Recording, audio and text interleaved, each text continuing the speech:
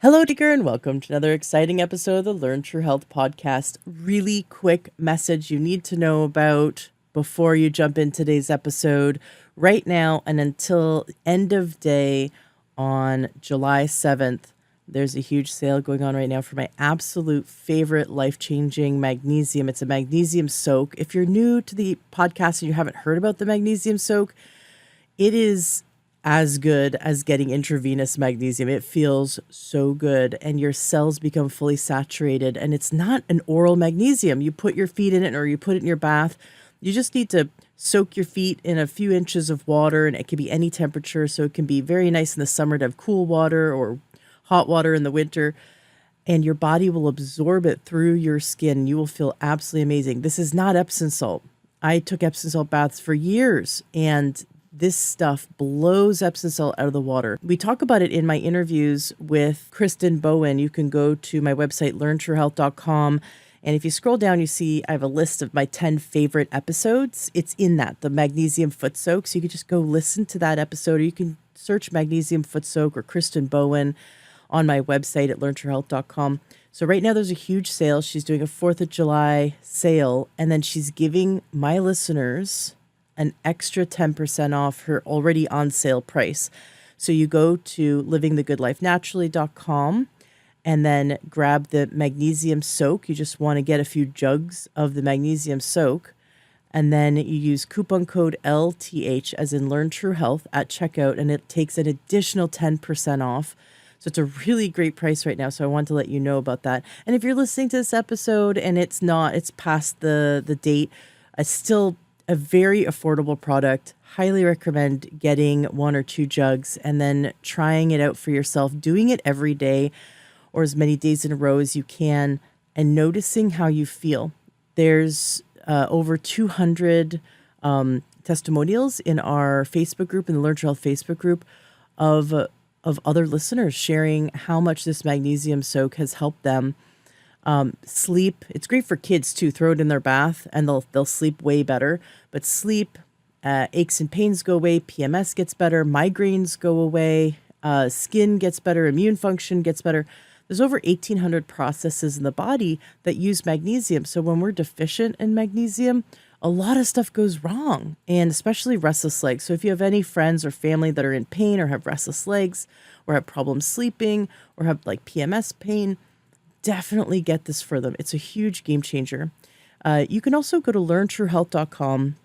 In the menu, there's a section where it says Ashley's Awesome Finds. And these are my favorite holistic health finds that make a huge difference in my life, in my family's life, with my clients, and with my listeners. And so you could just check those out. And I make sure that I secure a discount from all these companies that I personally use, because I want to make sure I'm helping you save the most you can. Because, you know, when you're seeking holistic health, we try a lot of stuff. We try a lot of different things. And unfortunately, everyone ends up collecting some things that they wish they hadn't bought, you know. And so for me, I align myself with companies that make a difference, that have money back guarantees, and that give a discount to my listeners. So that you know that you're going into something, trying something new. Like if I suggest you try something new for you, then it won't be a bad experience, because you either try it and get your money back, or you try it and you save some money and then you have a really positive health experience. So you can go to learntruehealth.com and click on the menu for Ashley's Awesome Finds, scroll down, see more information on the magnesium soak there. And remember to use coupon code LTH, as in Learn True Health. Thank you so much for being a listener. Thank you so much for sharing my podcast with those you care about. My mission is to transform your life and the lives of those you care about, so that we could be symptom-free, so that we could be so healthy we get off of meds, so that we can recover really fast when we get hit by a cold or flu, so that we can live a high quality and high vibrant life, emotionally, mentally, spiritually, physically, and energetically, well into our 80s and 90s. You know, health isn't that you won't get sick. Health is how fast you recover and how strong you feel later in life. And it is now in your 30s and 40s and 50s that you're building your health And even in your 60s, you're building your health for your 70s, right? I'm in my 40s. I'm building my health for the rest of my life.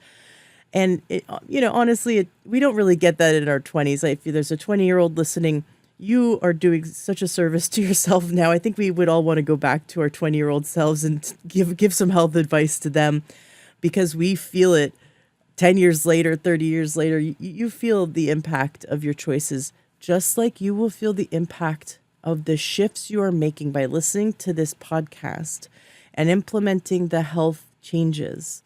Just like take my book, Addicted to Wellness, and you can go to my website, learntruehealth.com, and right there at the top banner, you can grab my book or grab the ebook, or you can even get a large percentage of my book for free if you want to just start perusing it. If by going to my website, learntruehealth.com, I give you over 30 health habits that if you do them, they're simple, they're fun, a lot of them are free. They're proven to build you up. And these daily health habits, it's like depositing money in the bank every day. In 10 years from now, you will thank yourself. You'll thank yourself in a week from now. You'll start feeling even better. No matter where you are in your health journey, these health habits build you up and lay a strong foundation. So definitely check out my book, Addicted to Wellness, by going to learntruehealth.com. And for sure, get that magnesium soak. And remember, coupon code LTH. Enjoy today's interview. Welcome to the Learn True Health podcast. I'm your host, Ashley James. This is episode 548. I am so excited for today's guest. Naturopathic physicians are my favorite guests, right along with all the other wonderful holistic and functional experts that we have on the show. And today we have an amazing guest, Dr. John Neustadt, who specializes in helping people not only to prevent osteoporosis and osteopenia and reducing fracture risk, but actually reverse those illnesses, reverse those issues.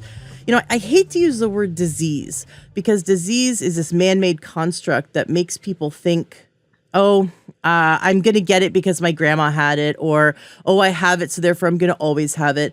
And really, healing does begin with our mindset, the belief that our body can heal itself. It will heal itself. All the way up until the day you die, you have a chance to heal. You have a chance to reverse issues, especially because the body constantly is wanting to make healthy bones. The body wants to do it. We just have to know what to do and know what to stop doing to help the body have wonderfully strong, healthy bones and joints.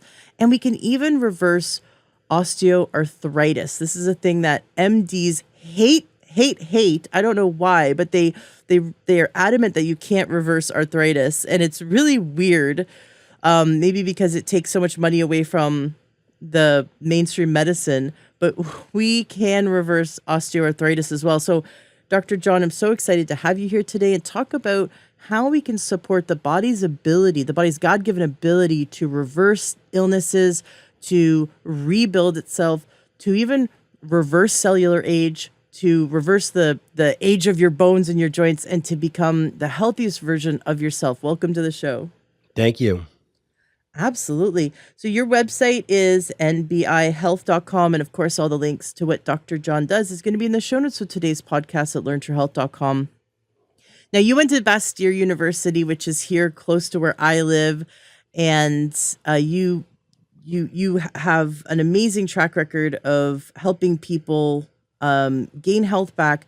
But what I want to know is what happened in your life that you went, I've got to help people reverse and prevent osteoporosis. What happened that light bulb went off for you? My mother-in-law happened. And I was in clinical practice a little over 20 years ago now. I can't believe it's been that long, my goodness. And I was working with patients. I was a baby doc, kind of fresh out of school and in my own private practice. I had some patients coming in with osteoporosis, and I was helping them with lifestyle changes, nutritional medicine, dietary supplements, and their bone density was going up, so I was happy. And my mother-in-law, her physician gave her Fosamax, and I was giving her some recommendations for similar approaches, integrative approaches. and her bone density was going up. So I was happy. It's what I was taught to evaluate. And I think what most clinicians are taught to look at and track.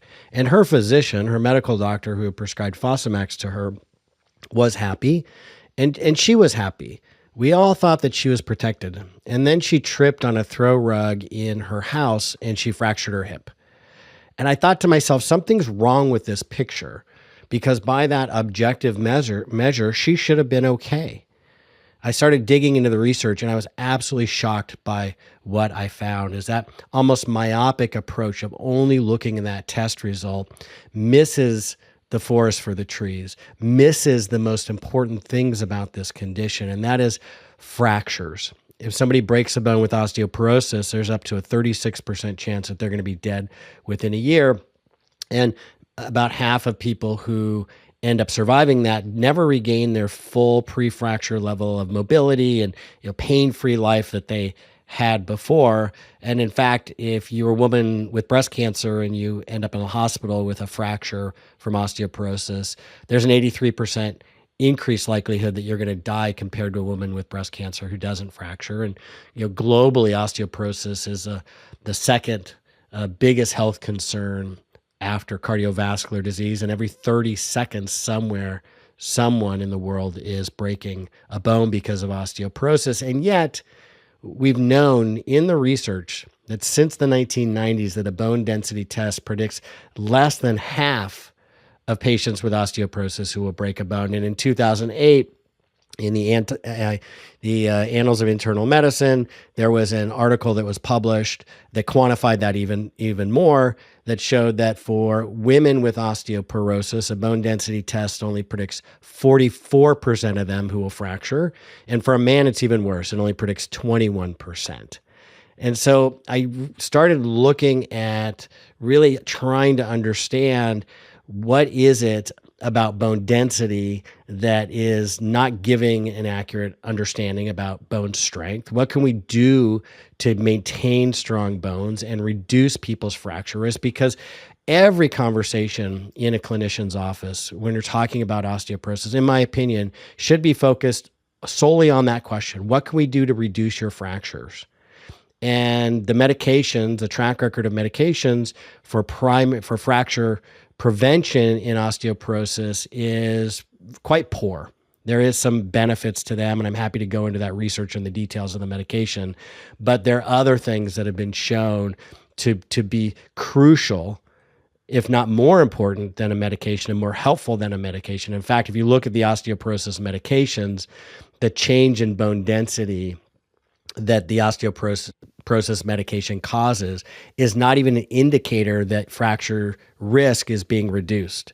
And that's just not my opinion. The American Academy of Clinical Endocrinology, that's their position as well, that a bone density test predicts less than 20% of the ability of an osteoporosis medication to reduce fractures. So there's lots of other things going on that people have control over by and large, which is amazing. It really comes down to empowering people and helping them understand what they can do to reduce their fracture risk, improve their bone health, improve their bone density, and maintain strong bones. Is there a test that determines fracture risk? There's not a great one. There are quite a few tests out there that claim to do that, and they all have quite severe limitations.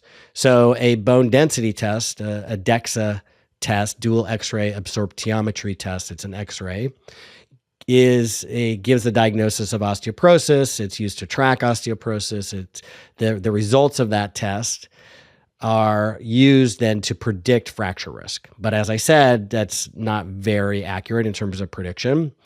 There's a free online tool called FRAX, which is a fracture risk assessment tool that people can also use. And people can put in the country. They have to go to the country of origin. So you go to the website If you just Google Frax, you'll find it, and the data is based on the country you're in. So you choose your country, and then you can enter the data such as your age, your bone density if you have it, certain medications. It's very limited the types of medications you can put in, and a few other details, and it can give you a probability of a fracture in the future. But even that is quite poor, because for many of the medications that cause fractures and osteoporosis, it doesn't ask about, like antidepressants, anything that artificially increases serotonin, like SSRIs, category of medications, Prozac, for example. For every 19 women taking them now, we expect one to break a bone. For if they're taking them for more than a year. And fracture risk even begins to increase earlier than a year. It doesn't ask about proton pump inhibitors. Those medications increase hip fracture risk and overall fracture risk as well at taking them long term. So there are many risk factors, and it's not that it doesn't take into account. It also doesn't take into account your cancer history, or if you are on an aromatase inhibitor for cancer. So that even is quite limited. 95% of fractures occur because somebody falls. So one of the most predictive variables in terms of somebody's future fracture risk is their gait and their mobility. It's not really a test like a machine, but you can test yourself in terms of your own physical strength. There are validated tests out there that clinicians can do in an office, but there are tests that have just been developed. Simple things like, can you walk about a little more than half a mile, 0.6 of a mile? That's a recent study that was published, with ease, with some difficulty, not at all. The more difficulty you have, the greater the risk for falls and fractures. One of the biggest predictors is if you've had a previous fracture with osteoporosis. So people who have fractured with osteoporosis, there's about 30% of them will fracture again in the next 5 years. Can you get up from a seated position unassisted? What is your grip strength? I mean, one of the things that we see is that with people as they get older, when they lose muscle mass and strength and balance, that's when it becomes really dangerous with osteoporosis. How do we prevent the muscle loss? So I've been seeing like people talk about, you really need to start in your 40s building more muscle, like being intentional with lift heavy objects often, right? You don't have to necessarily go to the gym. You can get yourself a kettlebell, but like lift heavy objects often and protect your muscles in your 40s and your 50s, because it's going to affect you in your 70s and 80s. And, we are living longer and longer to some degree. And that directly affects the quality of your life, right? So like you said, grip, can you get up unassisted? Do you have grip strength? Can you walk up a half a mile or a mile? Sure, no problem in your 40s, but if you're sedentary and you don't double down on protecting and building your balance and your strength, then the quality of your life is going to go down significantly in your 60s and 70s. So I just watch people lose so much of their muscle mass. Is it called syncope? What's the word? Sarcopenia. Sarcopenia. That's it. I was close. Why do we lose muscle mass? Is it because our digestion stops working as well? Like, what are the nutrient deficiencies? What's going on? Not from an allopathic standpoint, but from like that standpoint of like, if we don't get enough nutrition, the body starts to break down. Like, where does it all begin? Well, I love what you said at the beginning. It really all begins in somebody's mindset. And that mindset is, I can improve my health at any age and at any stage. And in fact, research has shown that even in the clinical trial that was published, it was last year or the year before, the oldest people in the clinical trial were in their 80s. I think 85 was the oldest. And even them, they were able to build muscle mass with resistance exercise. So at any age, you can improve your health. I think that your question deserves a bit of a nuanced answer, because there are two major sort of categories of how I think about this. There's exercise and movement, obviously quite important, resistance exercise, lifting your body weight, lifting heavier weights, stressing your muscles a little bit because that's how they grow. But then there's another issue and another challenge, and that is getting adequate nutrition. And micronutrients are very important. So, eating that Mediterranean, plant-forward, whole foods diet, really, really important for bone health and overall health. It's associated with 20% reduction in osteoporosis risk and a 21% lower risk of hip fractures, as well as lower cardiovascular disease risk, obesity risk, cancer, death from cancer, all-cause mortality. I mean, that dietary pattern I've never seen one negative study about it. Right. And it's the way that I eat. But what is missing oftentimes in the conversation about diet is protein. As people get older, the US RDA for protein is insufficient to maintain healthy muscle and bone. And in fact, as people get older, they are not eating enough protein to begin with, but they're getting less than US RDA. But they even need more than that to build bone and maintain bone and muscle. So there's a study that came out in Europe a few years ago. It's actually a position paper by several different organizations, and on osteoporosis, bone and joint disease. And their position was that the amount of protein somebody consumes in their diet, that alone can account for 2 to 4% of bone mineral density. And when it comes to muscle mass and sarcopenia, what happens is you get a phenomenon as people get older called anabolic resistance, meaning your muscles just are having a little bit tougher time making and building new muscle. And so you've got to create the environment to give even more protein for them to be able to use that to grow more muscle. And so the research is quite clear that at a minimum, I mean, the US RDA for protein is 0.8 grams per kilogram body weight per day. I'll translate my recommendation in a moment into pounds, grams per pound, because that's what we use in the US. But the research uses kilograms. And the research on how much protein somebody should eat, minimum, comes out to about 1.3 grams per kilogram body weight per day. So take your weight in pounds and you multiply it by 0.6. That's the minimum number of grams of protein people should be eating every day.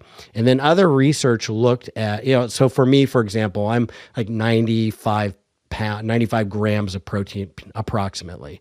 That can be challenging to get. And that's where dietary supplements come in to bridge that gap. Ideally, it's coming from diet first, and then supplements then just to, give that as the FDA intended supplements to be used for, to supplement what hopefully is already a healthy diet.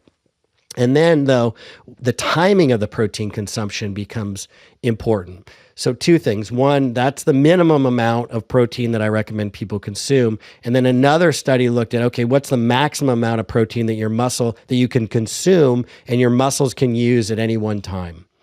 So a lot of people out there on the internet world are recommending 2 grams of protein per pound of body weight per day, and or just your body weight per that number of grams of protein. And that's a tremendous amount. What the research shows is your body can only use a maximum in this clinical trial of, if you take your body weight and multiply it by, or 0.73, you multiply your body weight by 0.73 grams and you divide that up, that's about 4, getting 4 equal servings during the day.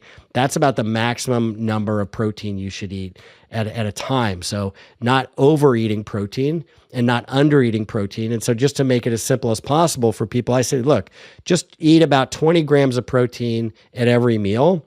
Eat 20 grams of protein within 2 hours of waking up and within about an hour of exercise.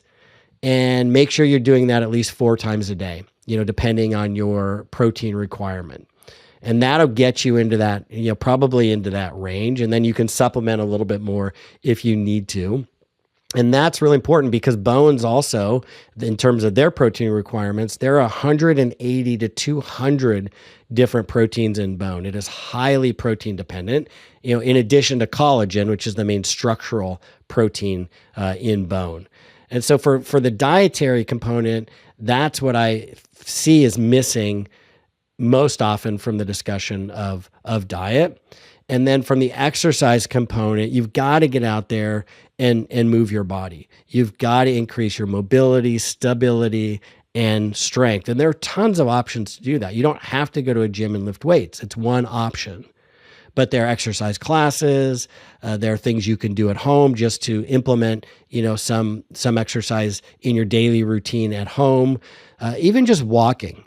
Research has shown that walking 7,000 to 7,500 steps a day is associated with a 50 to 70% reduction in all-cause mortality, which is death from any cause, including osteoporosis. So tons of options out there. I discuss these in my book, Fracture Proof Your Bones, just to give people opportunities to create a customized approaches that works for their interests, their time, the time they have available to them, and their financial resources. You had touched on something that I definitely wanted to talk about, which is the collagen and the protein that's in bones, because as the DEXA scans show, more dense bones doesn't mean less brittle. In fact, in some cases can mean more brittle, especially with Boniva and Fosamax. You can just build up a bone bank, right? You can, a mineral bank in your bones. You can build up a lot of mineral storage in your bones, but they can be incredibly brittle. And in Asian countries, they have incredibly flexible bones, that they have some of the lowest fracture rates in seniors. Of course, they're more mobile, they're definitely more active. But we look at, for example, in Japan, how their femur is incredibly flexible. It doesn't snap, if they fall from a few feet, right? And this idea that, yes, minerals are incredibly important. They make up the majority of our micronutrients, and we definitely are not getting enough of our trace minerals. However, minerals are not the only thing bones are made of. And in fact, to protect them from fracture, what we really want are flexible bones. So increasing that collagen, that protein, and everything that makes up that matrix inside them. I definitely want to get into that. But before, I just wanted to touch on this protein thing. The quality of where your protein comes from is incredibly important, because someone could say, I'm going to open a can of Spam. Oh, look, there's 20 grams per however many servings.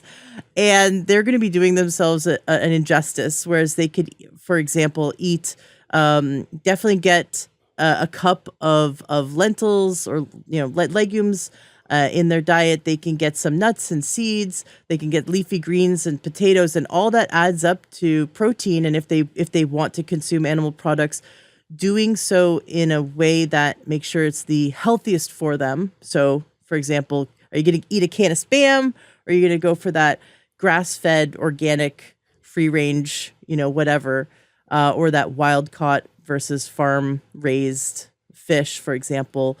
So the quality really matters, but I want you to share your thoughts on where to get your protein from. Get that 4 servings of about 20 grams of protein. Where do you see it being the most valuable to get it from? Are there any particular foods that are sort of your favorites? So I can only talk about what the research shows in terms of what it is that I recommend people consider. I mean, I obviously have my own dietary pattern that works for me, works for my lifestyle and my tastes, but that may not be good for somebody else. What the research shows in terms of dietary patterns, emphasizing lean proteins, fish, chicken, legumes, those sorts of things have incredible, are associated with those, reductions in all-cause mortality and reduction in osteoporosis and hip fractures and cancer and diabetes, all those things that I mentioned before that are part of the benefits of the Mediterranean dietary pattern. And it's essentially the opposite of the standard American diet, which is really high in processed foods and red meat. I'm glad we're talking about diet more, and I'm really glad you brought this up, because the research starts to become, we start to get to the edge of what science has really evaluated and the different variables that it's considered. Because one of the things that's emerged in the research that is an absolute killer of health are ultra processed foods. And they are linked to, all of those conditions that the Mediterranean dietary pattern is associated with improving. Ultra processed foods are linked to causing all of those problems.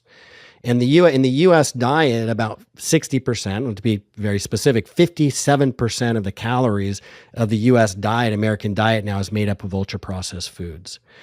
So I'm not so sure if it's necessarily which protein that somebody is consuming that is the bigger problem, or whether it's that they're consuming also too many ultra-processed foods. And there's a dose-response relationship with ultra-processed foods. A lot of the studies will show if more than 10% of your calories are from ultra-processed foods. And remember, 57% of Americans' calories are from ultra-processed foods. Then you're really messing with your body's biochemistry and creating health problems. And in fact, the first clinical trial was done in 2019, where they fed controlled diets. It was at the NIH, and they housed people for weeks, and they had chefs prepare diets. They bought food at local supermarkets, and they either had a whole food diet, whole food snacks, or ultra processed diet, ultra processed snacks. And what they found in that just in those few weeks when the clinical trial was happening, not only did the people eating the ultra-processed foods gain more weight, they ate more calories because they ate faster. Ultra-processed foods tend to be lower in fiber, and so people take a shorter amount of time to chew and swallow, and so they're consuming a higher volume of food before those, satiety, those signals, those biochemical signals to tell your brain that you're full are able to kick in. But then what's happening with the ultra-processed foods is they're changing your biochemistry. So people listening to this are probably very familiar with GLP-1s. It's a very popular category of medications now for weight loss. And what happens is they found out in this clinical trial by taking blood tests of the people taking the ultra-processed foods and the people eating a whole food diet, that the people eating the ultra-processed foods, their GLP-1 decreased, which contributed even more to them eating more and not feeling hunger and the obesity and the weight gain that they were getting. And the other problems, their thyroid function started to decrease. The thyroid test was moving in the wrong direction, in an unhealthy direction as well. And that's just a couple examples. So I'm not so convinced that it's necessarily the quality of the protein and focusing on just one individual component of the diet, as the overall dietary pattern, I believe, is really important to take into consideration. So the 0.6 grams per pound being the minimum, is that overall body weight or is that lean body mass? Just body weight, standing on a scale.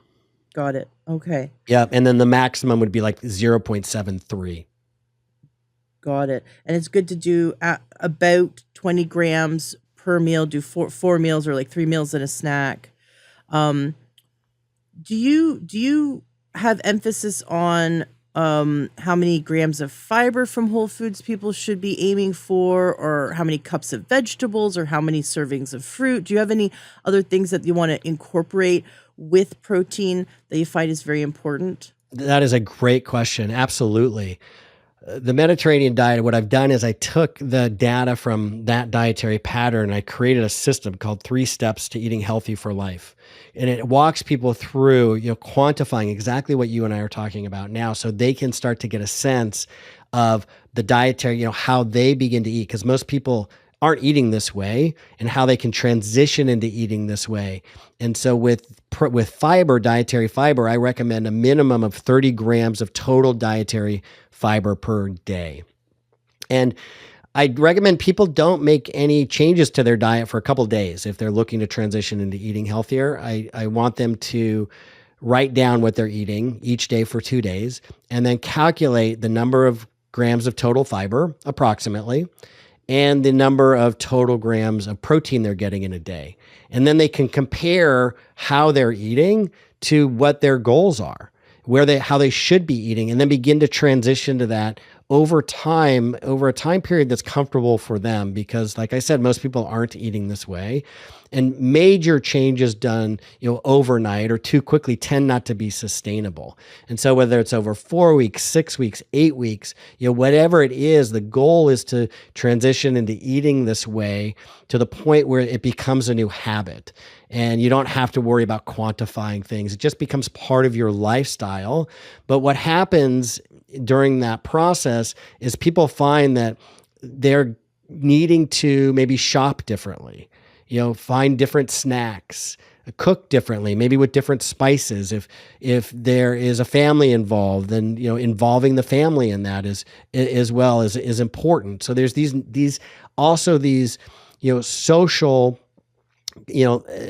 environments in which people are living that need to be navigated, and I think also need to be part of that dietary discussion, because there's no part of our health that exists in isolation, including the way we eat. And research has shown that the way the dietary pattern and how we eat is highly influenced by the people around us, and those behaviors are actually they're like, can be like viruses or bacteria, conceptually speaking, in that they can spread. They spread from person to person, those behavioral patterns. And you mentioned at the beginning how family influences your health, and genetics is really not the main driver. And you're absolutely right. As we get older, it's diet and lifestyle are the major drivers of long-term health. And the research has shown when it comes to osteoporosis, that we're more likely to have a problem not with our genetics, but because we've adopted and inherited the diet and lifestyle patterns of our parents and our family of origin. And so breaking those patterns and doing it in a way that allows you to develop new habits, and having that mindset and having the knowledge and creating the systems to do that are important for reaching people's long-term goals. We talked a little bit about this idea of the bones. Well, you've written the book Fracture Proof Your Bones. This idea that we need to make sure we're supporting the collagen production and all that wonderful elastic matrix that protects them from being brittle. In your research and in your clinical experience, what are the steps that we absolutely need to do to make sure we protect that? But what are also the things that we should stop doing? Is there anything we're doing that's robbing our bones of their wonderful flexibility? Collagen, strand for strand, is stronger than steel, and it's flexible. It is what gives bone its ultimate strength, its ability to withstand a fall. Let's say you fall, and to have that force be dispersed over a larger volume of bone, and that bone can bend a little bit and absorb that force without breaking. The bone mineral density gives bone the quantity of bone, but it's that collagen and those other proteins, that extracellular matrix that gives bone its ultimate quality and strength. And so there are two ways to think about then how to protect bone collagen and bone strength, and how to promote more of it, how to improve it. So on the one side is avoiding things that damage collagen, avoiding things that strip bone and destroy bone strength. And one of the biggest offenders of that, I've already alluded to it a little bit, are medications. The most common medications that people are on, the doctors have no idea that it's destroying bone. Mm-hmm. And so people really, I recommend they take their medications, if they're on any medications, and they do a Google search, or even better yet, talk to their pharmacist, talk to their doctor, get a medication review. But don't only talk to your doctor, talk to your pharmacist, because they have access to quick databases. They are the experts when it comes to medications. And try and understand, is the medication you're taking increasing your fracture risk and making your bones more fragile. So prednisone or glucocorticoids is a common offender of that. 1 to 2% of the general population is on long-term glucocorticoids, and it destroys collagen. So it reduces your ability to produce collagen, and it makes the collagen that is there more brittle. And even before a increase in fracture risk would appear on a bone density test, if somebody's taking prednisone or one of the glucocorticoids, their risk for fractures is already increasing before it shows up on a bone density test. And in fact, it doesn't just cause problems with bone collagen, but it also causes problems with muscle microfibrils and helping to destroy those and reduce the health of your muscle so that people's balance also decreases, which increases their risk for falls. So a medication review, I think, is really important, and reducing the dose, whatever the condition is, maybe considering a holistic or naturopathic or functional medicine approaches so that perhaps you can not need that medication, or at least reduce the dose, or perhaps switch to a safer medication. Because I've only mentioned a few, the glucocorticoids, SSRIs, the proton pump inhibitors, but there is a long list of additional medications like, anti-seizure medications, even the hypertensive medications. While they don't destroy bone collagen, they increase the risk of for falls. And in fact, 95% of the elderly are on a medication that increases their risk for falls, not just not having the right dose of your blood pressure medication, which means your blood pressure can drop too low, and that causes imbalance and increases your risk for falls. But, sedative medications for anxiety, like the benzodiazepines, like Belsambra, Lunesta, those medications also increase the risk for falls. Now, I've gotten sidetracked a little bit because that's not directly related to this collagen. Is great. No. This is great because I think people really need to understand that medications are incredibly dangerous and that they affect many systems of the body. In fact, I was just looking this up today because I have someone who has a parathyroid issue, but they never always had it. And they developed it suddenly. And I have a sneaking suspicion it's due to one of the medications they're on. And so, for example, lithium, diuretics, and then, like you said, the heart medications, the anticonvulsants. There's a whole list on corticosteroids. There's a whole list of medications that directly impact the parathyroid, which the parathyroid, maybe you could explain what the parathyroid is and why that's important to protect it and not negatively impact it when it comes to our bone health. But this is it, is that medications don't just work on, for example, if you're taking a blood pressure med, you're like, oh, well, it's only affecting my blood pressure. No, it's affecting your bones and your kidneys. It's affecting everything. And it's weird, this concept that this little tiny pill, smaller than a pea, can have such a profoundly negative impact. And they soften it. They soften the blow by saying side effects. Side effects are, not everyone experiences them. Some people may experience some of these side effects. And they're not side effects. They're consequences. And they're robbing the body of nutrients because the body has to metabolize them. And this is my large frustration, as I'm sure it is yours and many naturopaths and holistic practitioners, because the philosophy that many people have been indoctrinated into is this idea that we wait to get sick, then go to the doctor and get put on a medication. And that's it. That's life. That's health, right? That's healthcare. But really, it is this juggernaut of a system that has fooled all of us.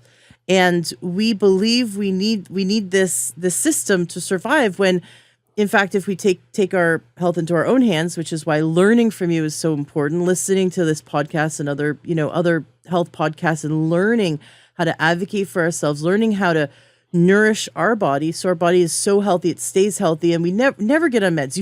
You want to prevent at all costs to have to get on a medication. Now, if you need one to save your life immediately, thank God it's available. But 99% of medications out there are doing more harm than good. And we're also losing accountability by waiting to get sick and then getting put on a med instead of doing everything we can to prevent and support our body's ability to stay as healthy as possible.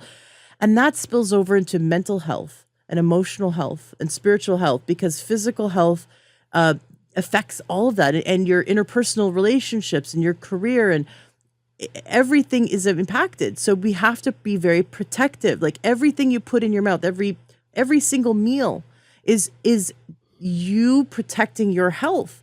And if you're going out and eating highly processed crap because it tastes good, then it's like you're going out and doing heroin because that's fun. It's fun. It's, just like food can be fun and taste good, so can alcohol and street drugs. But you're not going to give that to a 10-year-old, right? You shouldn't give it to yourself. So every meal is that you can design it to protect yourself so that you have the highest quality of life. And this is why it's so important to understand that medications have a negative impact that spills over into so many systems of our body that we're not even aware of. How many people are taking, depression meds that don't realize they're depleting they're actually causing themselves to have the last 30 years of their life to have osteopenia and osteoporosis? How many people are on, digestive medications, right? For, like you said, the proton pump inhibitors, which are just nasty drugs, because now it's depleting the body further from being able to digest and absorb nutrients, and the body's going to break down further. How many people are on these medications because they temporarily relieve the symptoms? Oh, thank you, doctor. I feel so much better now that I don't have this heartburn, or now I'm a little bit happier now that I'm on this medication. But look at the negative impact of the years, decades of your life is being stripped away. So this is my passion, is to wake people up and bring them people like you so they can finally figure out what they can do to not have to get on those meds in the future. If they are on those meds, how to get so healthy they get off of them and prevent or reverse any of the impact. So thank you for kind of like exposing this, right? Because who knew that all these medications made it so your body couldn't produce collagen, something that, if you're just even vain, right? As women, we know collagen makes us look good. If you look at the skin on your arm, is it hanging? Is it kind of looking weird? Are you got skin hanging on your face? Right? That's collagen. So we don't want to do anything to stop having wonderful collagen production so our skin stays firm as long as possible. But if you look good on the outside, you're healthier on the inside, right? So that's protect the collagen so we can protect our bones, man. That's amazing. Yeah, and I love so much of what you said. I say often in my medical talks and in talking with people on podcasts, interviews, that with every bite of food, you're either feeding the disease or improving your health. And so you've got to make a choice. I think with the medications, if I can build on that topic for just a moment, it's important to understand that collagen is really a crucial component of this, but not all the medications are working off of that mechanism. And that's where it becomes really challenging from a conventional medical perspective. They don't really understand how to deal with these things. So I'll give you a couple of examples. You mentioned the proton pump inhibitors. Those are not directly causing damage to collagen, but what they're doing is they're causing nutritional deficiencies and dysbiosis, which then have this, downstream cascading effect that affect bone health and create more brittle, fragile bones. The challenge is when you look at the osteoporosis medications, which are the mainstay of conventional, the medical approach, they're prescribing bisphosphonates, oral bisphosphonates like Fosamax. Well, the majority of the research on any of the medications for bone health are on postmenopausal women with osteoporosis. So you've got all these patients that are showing up with osteoporosis caused by, different things, different underlying issues going on. And they're saying, well, if the bisphosphonate works for postmenopausal osteoporosis, which I can get into whether or not it works, it's questionable in many cases, the benefits. But since we use it for one type of osteoporosis, we're just going to use it for all types. Well, somebody decided to finally do that, to research that, because they were using that approach for proton pump induced osteoporosis. And what they found out is that when patients took a proton pump inhibitor, that category of acid blocking medications, plus a bisphosphonate like Fosamax, their risk of fractures was 52% higher than people who were just taking the bisphosphonate alone. And so the combination was actually increasing their fracture risk. When it comes to the antidepressants that increase serotonin, the SSRI and SNRI categories of medications, they work differently. They work because there are serotonin receptors in bone. The serotonin receptors, when you get an abnormally high amount of serotonin, they activate osteoclasts. So they create more osteoclasts, and they allow osteoclasts to live longer. And osteoclasts are the cells that break down old, worn-out bone. The osteoblasts build up, and create new, healthy bone. And you need that recycling. It's called bone remodeling, going on for healthy bone. And in fact, about every 10 years in a healthy bone, you've got all new bone. It's completely recycled, remodeled, all new bone about every 10 years. And so these drugs interrupt that delicate balance. And essentially, osteoporosis fundamentally is a condition of imbalance where the destructive forces are winning. And our job is to identify what those destructive forces are, see if we can get rid of them and correct that balance and stack the deck in people's favor so we're getting more osteoblast activity, more collagen production, more bone mineral deposition, healthier bones, stronger bones, so people can live longer, more vibrant lives instead of getting into their old age like too many people are, in pain and discomfort, or living the end of their years bedridden, not even able to dress themselves or go to the bathroom alone because they've fractured with osteoporosis. Are you struggling with health issues and you just can't seem to get over them, but you have inside you the ability to heal, and you want to figure out how to get to that other side, how to feel amazing again, or maybe amazing for the first time? Do you ever look at other people who are really healthy enviously, like, man, I wish I could look that way. I wish I could feel that way. I wish I could do those things. I wish I could even be my younger self again. Whether it's fatigue, chronic pain, hormone imbalance, digestive issues, inflammation, or a diagnosis that's left you feeling hopeless, you can heal, and I will show you how. I've helped thousands discover the truth behind their symptoms and reverse what mainstream medicine was calling incurable. There are answers to over 900 diseases, and I'm offering you a free phone call where you and I personally chat and I guide you to the exact tools, protocols, or resources you need to finally feel not only like yourself again, but like the person you can become. Strong, energized, vibrant. Visit learntruehealth.com, go to the menu and select Work with Ashley James, and then you can select the free phone call with me. I am here to help you. You had mentioned things to avoid dizziness, like certain medications can cause dizziness, which then of course lead to falls, and falls lead to fractures if their bones are not super strong. Dehydration is another one that's really important, especially if you're dealing with a senior.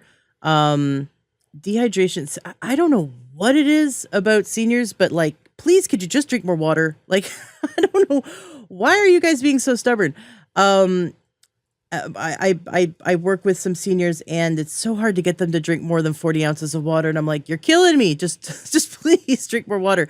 But when there's a heat wave, and the seniors I work with, they all remember when they were 20, and they're like, oh, I grew up in Texas, or I grew up in California, and 95 is not really warm, and so they don't turn the fans on or open their windows or turn the AC on or anything. And then they're sweating, and then they further get dehydrated, and then they get dizzy and fall and get a fracture. And that's like the biggest thing we could do to help our parents and our grandparents is make sure that they're staying hydrated, that they don't get overheated. Even if they say, I'm fine, I'm not really hot, they're not getting enough water. And maybe you can talk about this, but when we get older and we're losing that muscle mass, we actually lose the amount of water we retain. Like, how they say that we're 70% water, but it's really like seniors are more like 60% water, right? And babies are like 80% water. We just seem to like lose it as we get older. Not everyone, but it's a big thing to make sure that we stay hydrated for many reasons, many health reasons. But if we can prevent that dizziness, then we could prevent the falling, hopefully. It's interesting because your water and staying hydrated is obviously important for our cellular environment and for our biochemistry to function appropriately, for kidney health, so for so many things in our body. The connective tissue in our body will attract water and hold on to water. And so I think it goes, kind of hand in hand as connective tissue is decreasing throughout the body. And there's collagen all over the body, not just in bones, as you mentioned, skin, but also around all of and inside all of our tissues.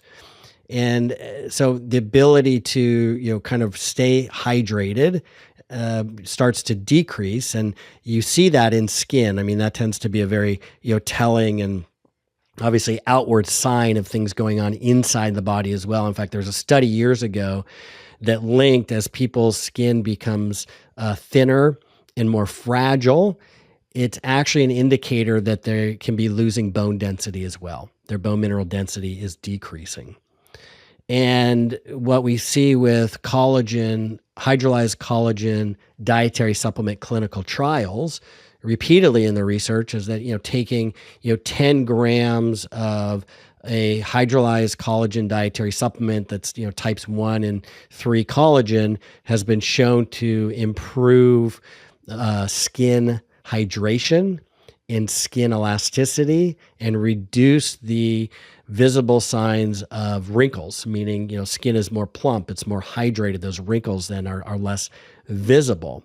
And so that's, I think, a very easy way for people to understand, some of these effects between, the status of their connective tissue, the status of their underlying health, and this question of hydration. Are they even able to retain enough water or an optimal amount of liquid that they're consuming? And then if they're on a diuretic, a medication that increases urine output because they have high blood pressure, then you've got another challenge because they're actually increasing the amount of urine they're producing. They're flushing through that even faster. And one of the problems with the medications for high blood pressure, and all medications really, is that as people get older, their ability to break down the medication in their liver, typically it's the liver, decreases. And so what was a healthy dose, giving them a healthy blood pressure at a younger age, becomes too high of a dose as they get older. And doctors, unfortunately, are not doing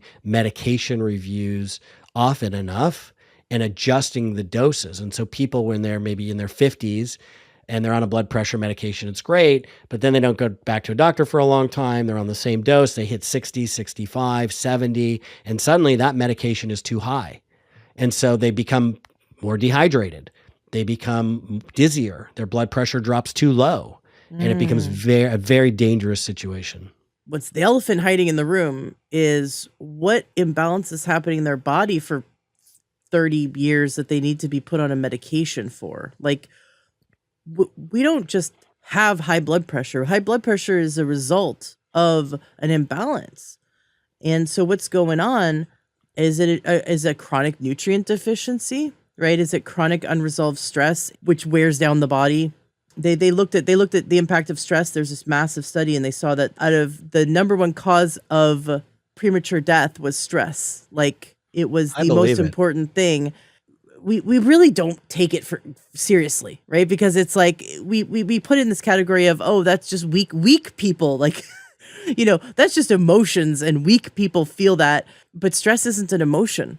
And that's something, like, I've had clients tell me, like, oh, because I give them some exercises for reducing stress, and they're like, well, I didn't feel stressed, so I didn't do the exercises. I'm like, I've known people to literally faint. They're like super strong people, but they were so stressed out, their body just shut down. Their body's like, I'm done.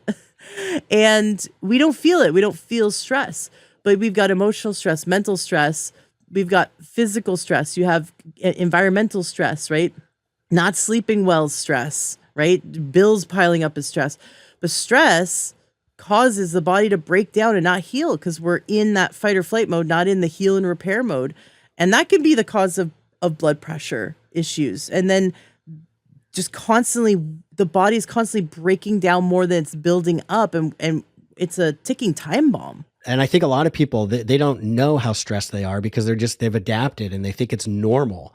There's a research study years ago that looked at, quote unquote, healthy adults. And they tested their cortisol, the stress hormone cortisol, in these healthy adults. And what they found is that even adults that were in the normal range of blood or serum cortisol, not abnormally high, just towards the high end of normal, that they were breaking down bone faster.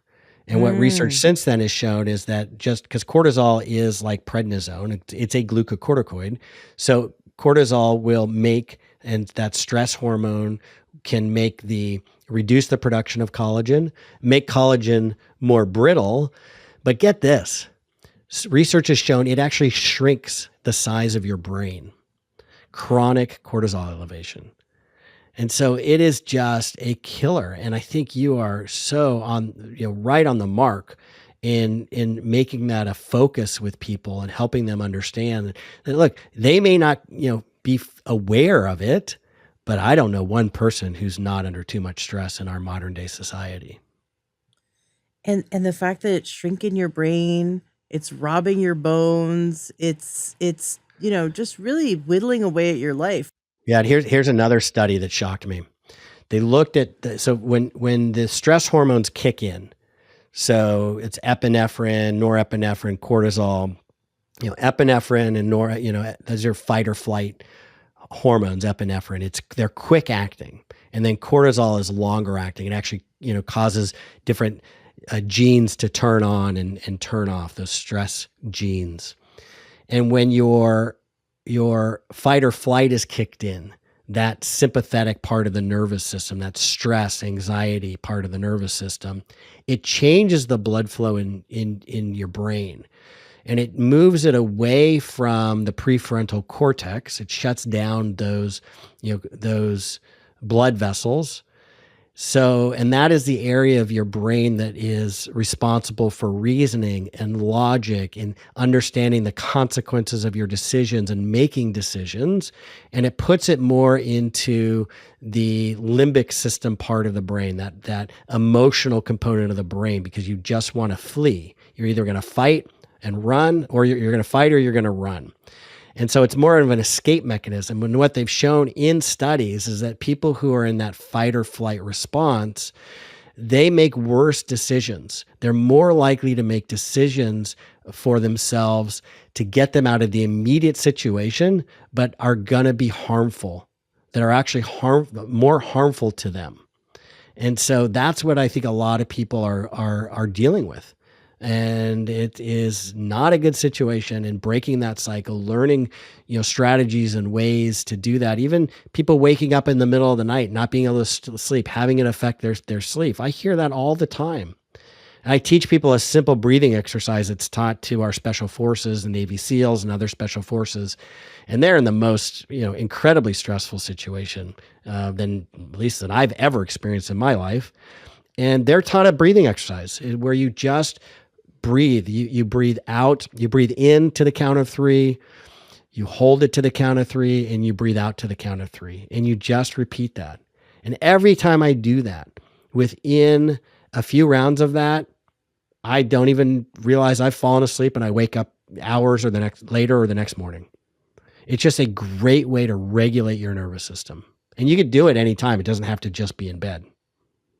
I love that you said regulate your nervous system when it comes to breathing. Isn't that neat? Breathing is like such a cool thing if you study it. That's like, what part of the autonomic nervous system can we take over? Like, you can't take over beating your heart, right? But you can take over breathing. And then when you forget to take over, your unconscious takes it over. Like, it's really neat. And by you taking over and controlling it, you're programming your body. You're telling your body, for example, we're safe, right? Because how would you breathe if you were safe? How would you breathe if everything was okay? right? Well, I could take, 3-second breath in and hold it and 3-second breath out. But if you were being chased by a bear, you wouldn't breathe that way. And so it's a direct door into the unconscious mind, into that autonomic nervous system, into the the in order to regulate the nervous system. And it's so neat. There's one thing I would add to your box breathing, and it's that they found that if you make your out breath longer than your in breath, so you could add 1 second, for example, to the out breath, or 3 seconds or whatever, just make the out breath longer, that it directly affects the heart rate variability, and that they can monitor heart rate variability, which, for those that don't know, it is a really cool way to observe your stress levels. And life insurance companies are considering using heart rate variability as one of the monitors to determine whether they want to insure people, because poor heart rate variability is a direct indication that you are going to die sooner than later because stress. So everyone should definitely do some breathing every day. Carve some time out, even if you're just like at stoplights, right? They're like what, a minute to 30 seconds to 90 seconds long, just depending on the stoplight. And you could just be doing some deep breathing. And it's not about falling asleep or going to meditation. Your eyes are open, you're still alert, but you're regulating your nervous system. Great suggestions. Love it. As a parent, we figure out how to help our child regulate their nervous system, right? And it's such a reflection upon us. Like, wow, I'm not good at this. Like, I didn't know I wasn't good at regulating my nervous system until I had to deal with a child, right? And then they're getting, intense, and then I'm getting intense, and I'm like, well, if I'm getting intense, we're mirror matching each other. And if I'm getting intense and getting stressed out, that's not going to calm them down nor teach them how to regulate their nervous system. So then I need to, have more emotional quotient, right? I need to grab myself and get out of that reptilian brain and get back into the prefrontal cortex and go, okay, I'm taking some breaths and you're going to take some breaths with me, and we're going to regulate our nervous system. But if you have, like, if you're an aunt or an uncle or parents or grandparents, like, you just have some access to children when they get in an emotionally dysregulated state, work with them to help them regulate their nervous system, and it'll teach you how to regulate your nervous system. So, this all pertains to bone health, believe it or not, right? Because absolutely. Well, and it also pertains to how we are going to walk through this world. What are we projecting in terms of who we are? Anyone with children can understand that they are going to learn from us more by what we do than what we say. And I think it's any area of our lives as well. We can only take people as far as we've gone ourselves. And if I'm going to see a doctor and they are, look overweight and unhealthy, they're not going to engender the greatest confidence from me. But if I see a doctor who is fit, who's walking the walk, not just talking the talk, but their actions are matching their words. And it's the same in any organizational environment, whether it's business or family. That's why I believe that I think people make a mistake when they're so focused on fixing other people and not fixing themselves. We all have work to do. And when we focus on our own personal development, that doesn't mean ignoring everybody in your life. But really focusing and understanding that we don't see the world as it is. We see the world as we perceive it, as we think it is. And when you begin to shift your mental model, you begin to do your own self-work, whether it's physical with nutrition and exercise, things we've been talking about, whether it's emotional with the breathing or other developmental work, or psychological with counseling or other emotional sorts of work that people can do. As people move through that journey, and that's all part of a health journey. Just saying it's the physical body that's affected is not accurate. We are an integrated whole of body, spirit, mind, emotions, all of it interacts.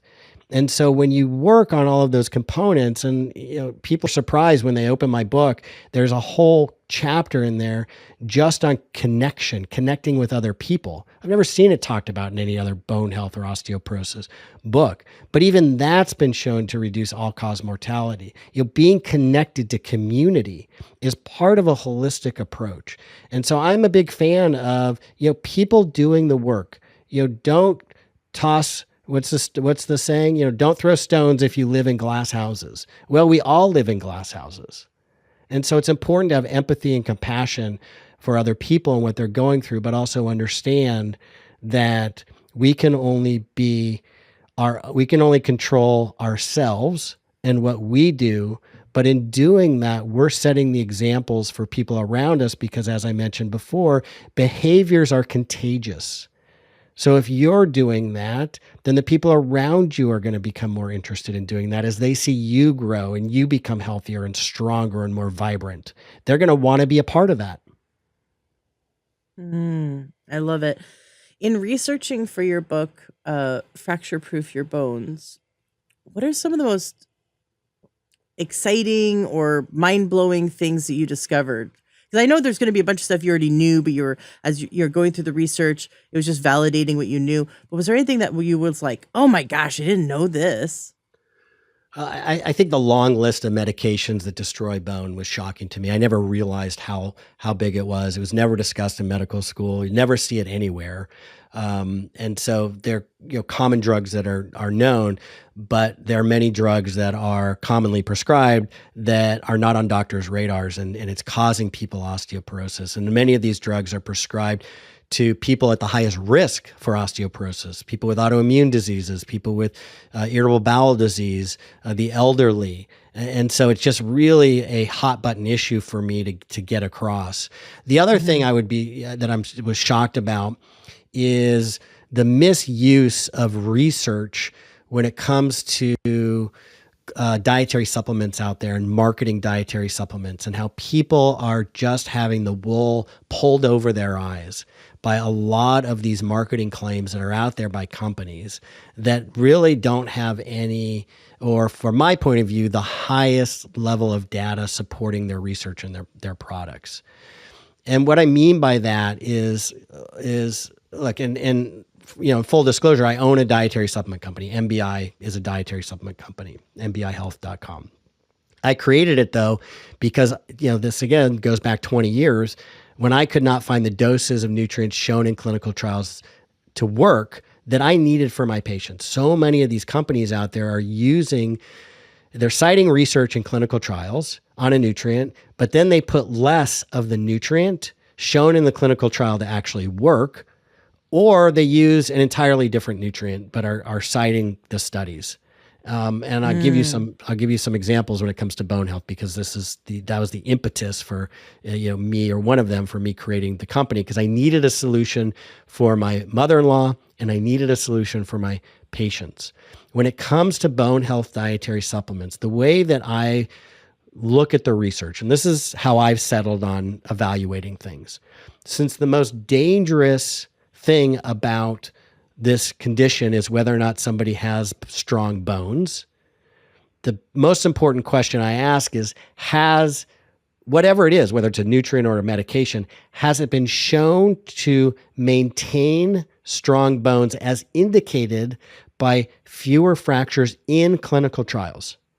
Now, so many companies out there are putting out marketing information, and they're putting out their products, and they're formulating their products saying the nutrients or our product has been shown to improve bone density. Well, as I've already told you and shared with you in terms of the research, that's just a number on a test. And it predicts only 44% of women with osteoporosis who will fracture, and only 21% of men.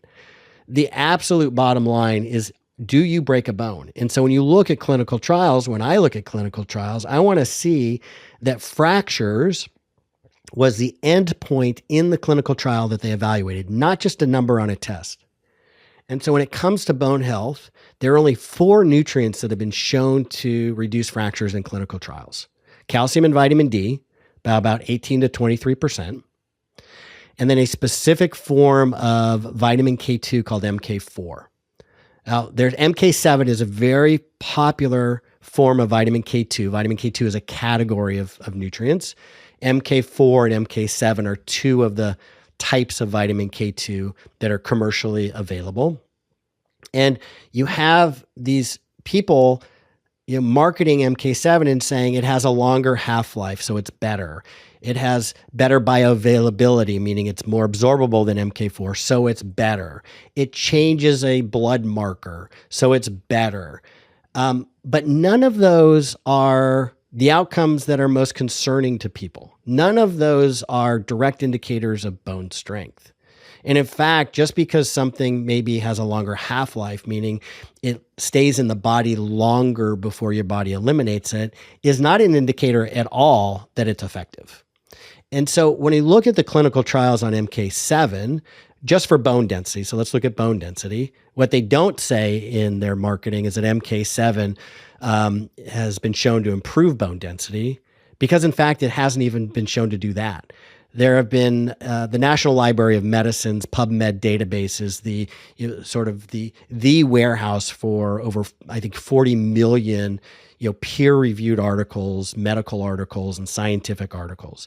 When you do it in the U.S., when you do a search on the PubMed database for MK7 or one of its synonyms that it's known by, and the clinical trials on it, there are only, I just did this the other day because I'm working on the second edition of my book now, so I just making sure, reviewing the research again. 5 clinical trials on MK7 looked at bone density. None of the clinical trials showed that it stopped or stopped the loss of bone density or improved bone density. It only slows down how fast somebody loses bone minerals. And in fact, in one clinical trial, and this is at all doses, at any dose. And in one clinical trial, the women taking the MK7 lost bone density at their hip faster than the placebo group.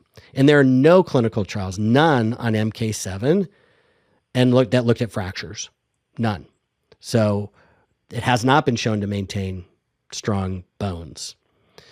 When it comes to MK4, now they're both types of vitamin K2, but they're different molecules. And as we know in biochemistry, if you change, just one atom in a molecule, one carbon atom, for example, you can get overlapping, activities, but you also get very different activities and very different results. So MK4 has been the subject of over 45 clinical trials. Like 24 of them, 25 of them have looked at people specifically with bone health. And what it's repeatedly been shown to do is not only stop the decrease in bone density, but improve and promote healthy bone density in women with postmenopausal osteoporosis, but also stop the loss of bone density when it comes to medications like prednisone or androgen deprivation therapy that's used for prostate cancer and some other conditions. And in other types of bone loss conditions like people on hemodialysis for kidney disease, people who are immobile from a stroke, girls with anorexia nervosa that increases bone loss. In all of those populations, this has been studied for bone mineral density. But again, that's not the most important thing, right? Has it been shown to maintain strong bones? What we have, though, in the published peer-reviewed medical journals are multiple studies looking at fractures as the endpoint in volunteers in randomized clinical trials using 45 milligrams per day of MK4. And repeatedly it shows in those volunteers that fractures are reduced.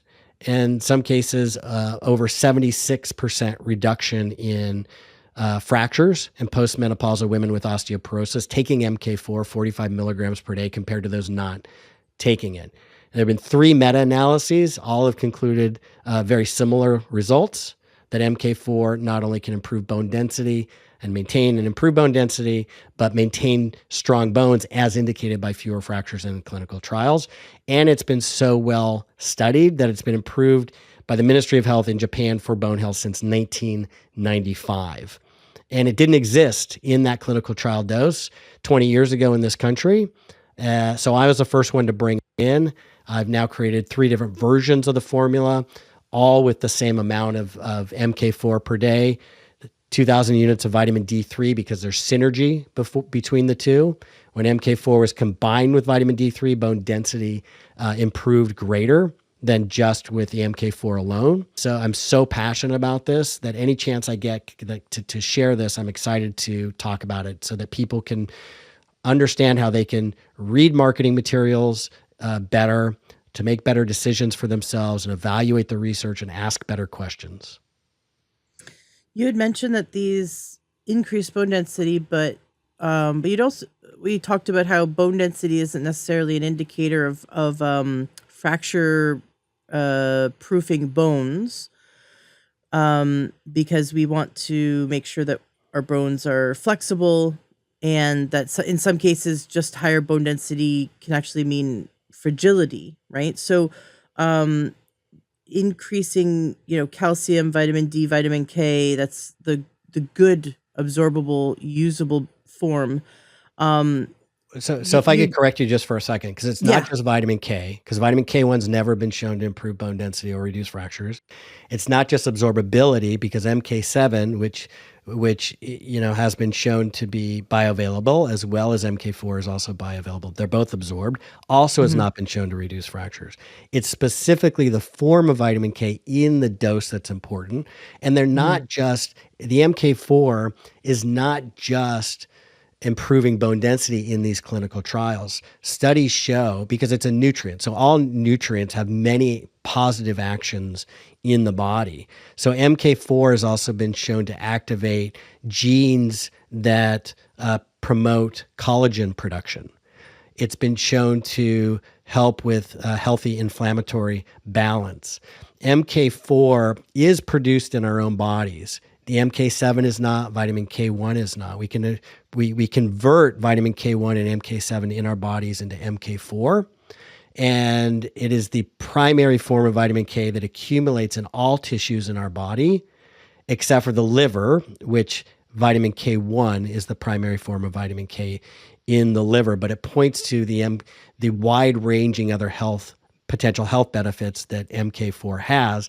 And in fact, there are up to phase 2 clinical trials in the research of MK4, 45 milligrams all the way up to 135 milligrams per day in people with acute myeloid leukemia, myelodysplastic syndrome, liver cancer, and hepatitis C, who are at risk of progressing to liver cancer, and a case report of acute promyelocytic leukemia. So it does many other things, and it does have the outcomes in terms of the studies showing that bone strength is maintained, that it does promote strong bones. It promotes that collagen production. It promotes and supports bone mineral density, because it's the collagen that the bone minerals bind to.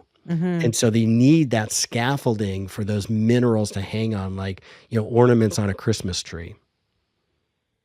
I love it. Thank you for clarifying that, because just saying this supplement increases bone density, I'm like, well, certain medications claim that they increase bone density, but that doesn't mean it's going to help prevent You're fractures. absolutely right, which is why I was very careful to make sure that I also discussed the clinical trials with MK4 showing that it maintained strong bones as indicated by fewer fractures, up Yeah, to, that's the coolest thing. in one meta-analysis, 76% reduction in fractures relative compared to people not taking the 45 milligrams of MK4.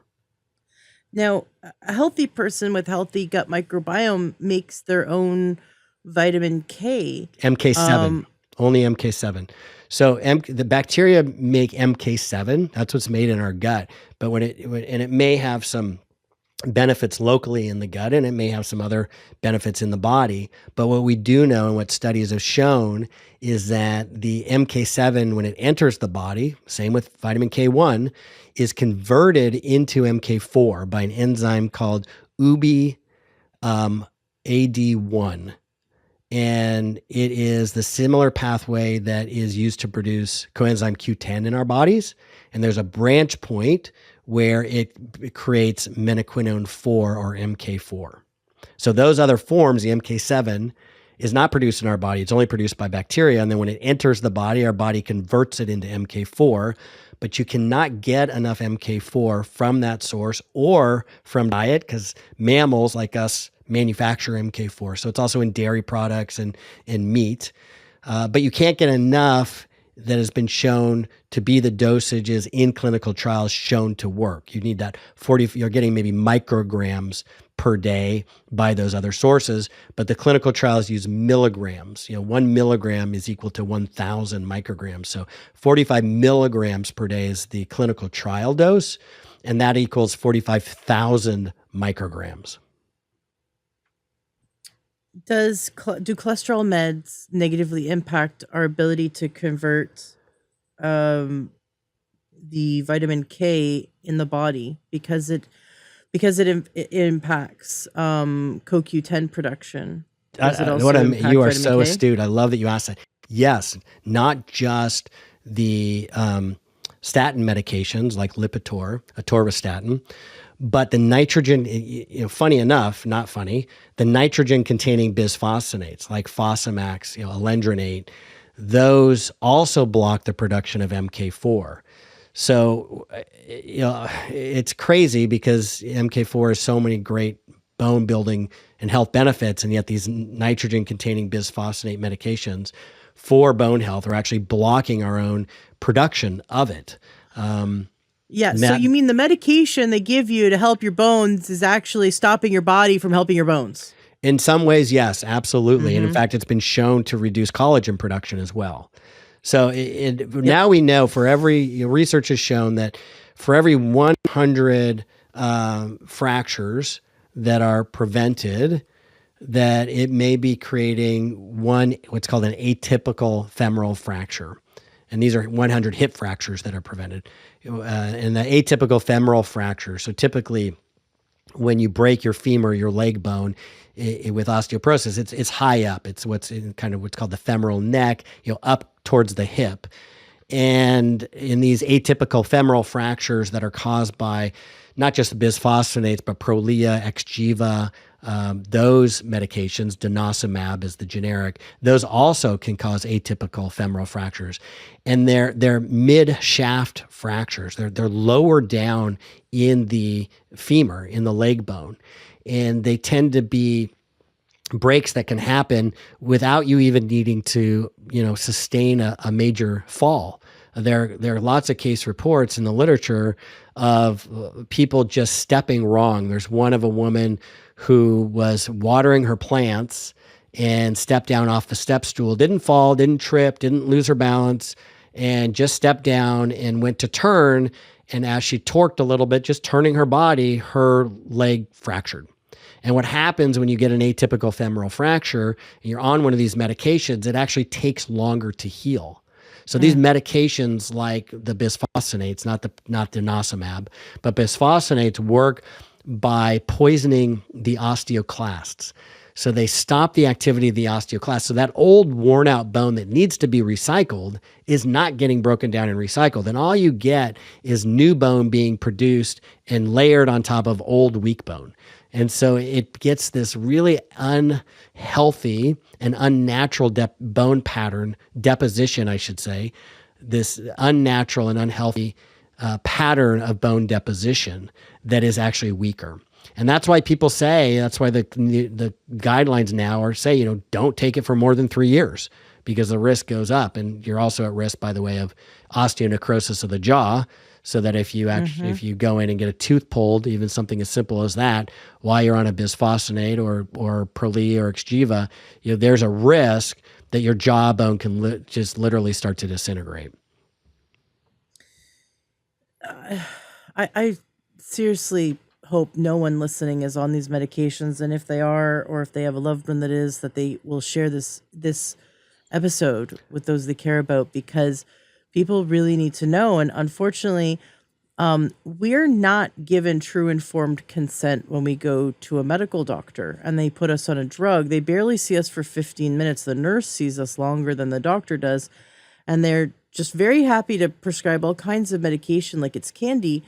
And they don't sit down and give you true informed consent, which is telling you all the benefits, all of the effects and side effects, and telling you about the alternatives, right? They don't sit down and educate you. So, because if you knew Yeah. that your jaw could die, like, Well, you wouldn't take this. There are studies that have looked at this, and there's a whole section in my new book, the second edition of the book that's coming out. I expand the whole concept of informed consent so people can understand what questions to ask their doctor. And studies have looked at this, and part of the challenge is the doctors don't know the information, first of all. Second of all, they're in a financial business model that doesn't give them enough time to have these conversations specifically around alternatives. They're more nuanced, and they're not educated, and especially when it comes to bone health. They're confused about the medications. They're confused about the test results. They don't have the training in these integrative approaches, and so they're just not equipped to have these conversations. And the medical system in which they're working, the financial reimbursement model, also does not allow for that. But I do want to just correct something. You and I have to disagree with something you said. I do believe that there are reasons to take the medications.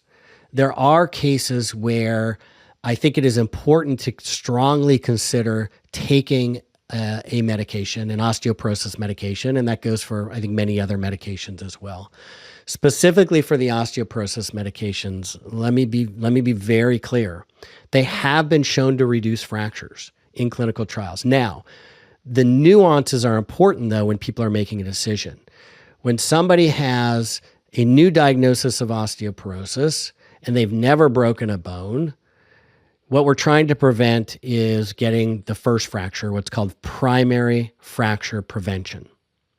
So what does the research show with the medications and their ability to reduce a first fracture, reduce the risk of a first fracture? Well, they don't do a very good job. So studies have shown that the bisphosphonates, for example, don't prevent both vertebral and hip primary fractures. Most of the studies will say, just vertebral fracture. They'll only report vertebral fractures and they don't even report hip fractures. But the research shows that for primary hip fracture prevention, they're just not efficient or not effective. Meta-analyses have been done more recently that have looked in real-world situations, not clinical trials, and have concluded that the bisphosphonates don't prevent fractures at all. So maybe they're going to prevent a vertebral fracture for primary prevention, not a hip fracture. Maybe they'll prevent, or maybe they won't prevent a fracture. So that's where the clinical trials are with those. Now, for secondary fracture prevention, that means you've already had a fracture with osteoporosis. We're trying to prevent you from getting another one. The medications are much more effective. There are more options. The vast majority of the published clinical trials on these medications are secondary prevention studies.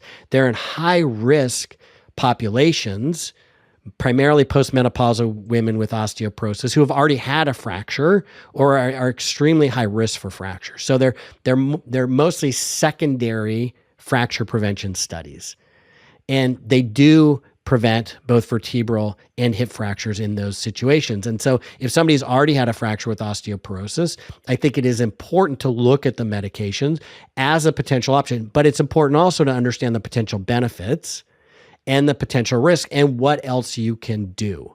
And so I think that having those more nuanced conversations are really important, because in order to get the benefits of the osteoporosis medication, somebody has to take it 70 to 80% of the time.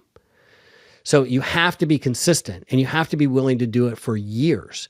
So for the bisphosphonates, the oral bisphosphonates, that means on an empty stomach, 30 minutes before eating, standing up, not laying down, because if you lay down, it can go back up into your throat and cause, esophageal erosions.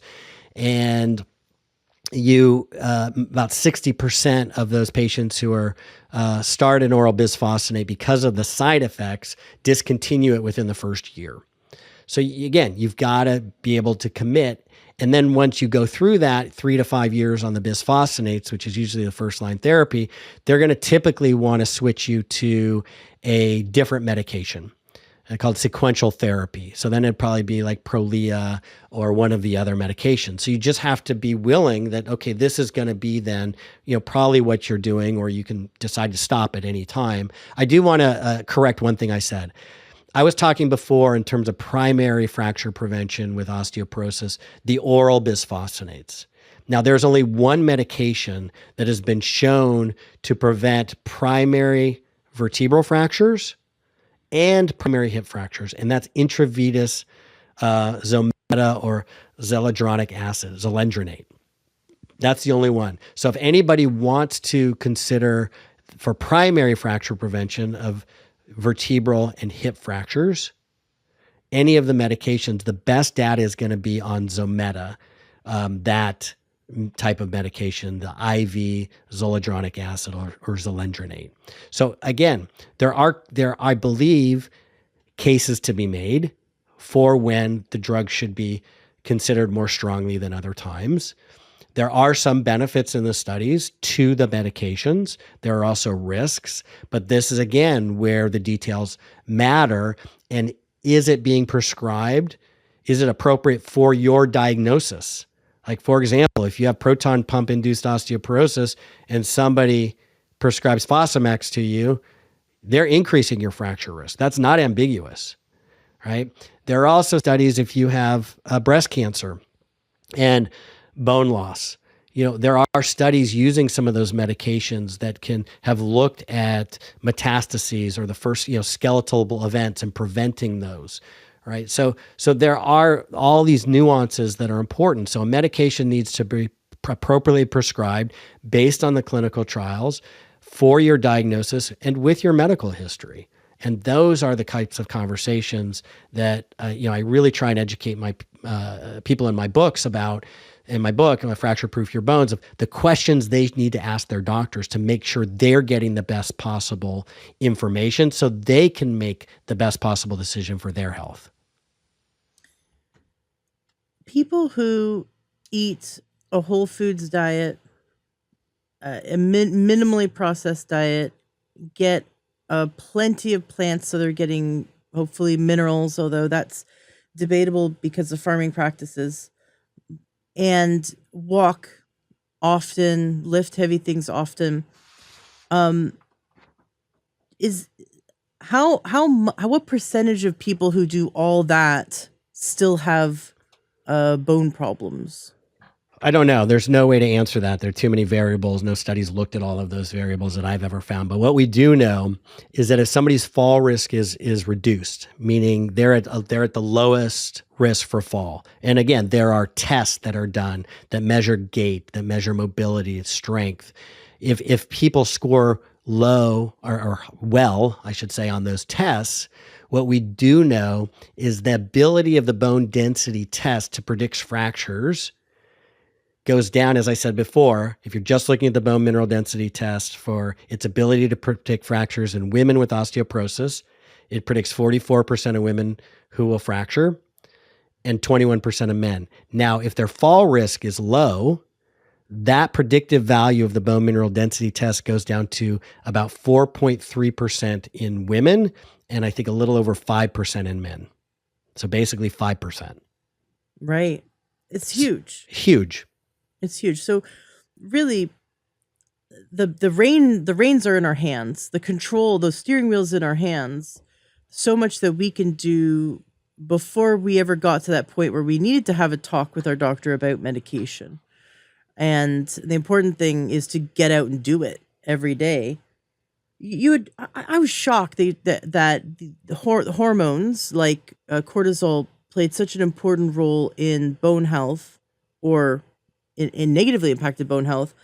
What about for men and women? What about estrogen, progesterone, testosterone? What about the sex hormones? Because we talked about steroid hormones. What about sex hormones? How big a deal is it in terms of the longevity of our bone health? It's pivotal. Both of those hormones are key. I've seen so many men who have come to me with a diagnosis of osteoporosis and have not had their testosterone tested. And even if they have had their testosterone tested, they haven't had their estradiol tested along with it. And estrogen in men, just like in women, is crucial for improving bone health and maintaining bone health and maintaining bone strength. So for women who enter menopause or in perimenopause, starting hormone replacement therapy has been associated with a 28%, I believe it is, reduction in fracture risk. Now, that's when they started around perimenopause, and it's FDA approved estrogen therapy for the prevention of osteoporosis. So a lot of doctors, including myself, advocate for using bioidentical hormone replacement therapy for helping people reverse osteoporosis as well when it's safe to do. There are some cases where it's not safe. And that is the research, though, tops out at about 60 years old. We don't have any data if somebody starts it after 60. And similar to other things, if you stop it, your kind of bone density starts to go down again. Your bone quality begins to decrease again. But it's shown to be very safe, not just for bone health, but also for cardiovascular health and protecting brain health and those sorts of things. For men, again, looking at testosterone replacement therapy is really important. Men's testosterone starts to go down about 40 years old, and a lot of men starts to decline. And so I'm actually a big believer that, men should be tested for testosterone routinely at around, 45 or 50, and then you begin to track it and see if it's going down. And then testosterone replacement therapy, just like with estradiol or estrogen, is used just to get it back into that normal, healthy range. Not with testosterone, we're not talking like super physiological, what is it, competitive bodybuilding, type stuff that people see. No, it's just to restore it back into the normal, healthy, optimal range. Now, we don't have fracture outcomes data on men on testosterone therapy. Again, most of the clinical trials, the vast majority are done on postmenopausal women with osteoporosis for all things having related to this condition. And that's because 80% of osteoporosis is in women and only 20% in men. So we do have, things are extrapolated, data is extrapolated from the research on postmenopausal osteoporosis and applied to other conditions. And for men, what we do see is that bone density does go up. I think it is logical, and it makes sense, though, that it would be reducing fractures in men as well, because it's promoting that overall bone health. Unlike a medication that's taking over the body's biochemistry, it's just working with the body's own natural biochemistry to help it produce healthier, strong bones. Now, I do want to mention, though, because this is a huge blind spot for the general public and clinicians, is that just because a woman comes into your office, or just because you're a woman, maybe and your estrogen's low, a lot of times the doctor's going to say, oh, their evaluation just stops there. You have low estrogen, you're perimenopausal, that's all we need to deal with. Same with men. Oh, you're low in testosterone, so let's just do testosterone replacement. That's all we need to look at. But in postmenopausal women with osteoporosis, up to 30% of those cases have to do with something other or in addition to the drop in estrogen that comes with menopause. So there's something else a secondary cause also happening that then is often missed in the evaluation. It could be a medication. It could be another disease. It could be sedentary lifestyle contributing to it. I mean, there are lots of different things. Chronic inflammation. For men, up to 50% of male osteoporosis is caused by things other than or in addition to the drop in testosterone.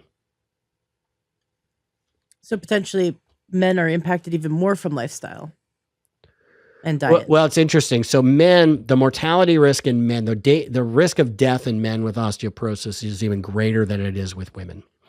So men with osteosarcopenia, if they were to fracture, at a much higher risk of dying than women with osteosarcopenia. Men with osteoporosis who fracture are at a higher risk of dying than women. And that's hip fractures I'm talking about. And it's believed that the reason is because men, as we get older, the other diseases that we have tend to be more severe than in women. And just like with COVID, if people had other comorbidities and other diseases and they were more severe, they had a higher risk of dying if they got COVID. Well, it's the same with breaking a hip with osteoporosis. Interesting. I'm sure you mentioned it, but what is the percentage of men that have osteoporosis versus women? Because in my 20%. mind, it's so much less. 20% of cases are in men, 80% in Okay. women. That is higher than I thought it would be. What out of the population, what percentage of people experience osteoporosis in their lifetime? Oh, that's a great question. I forget. I knew I saw that data at one point.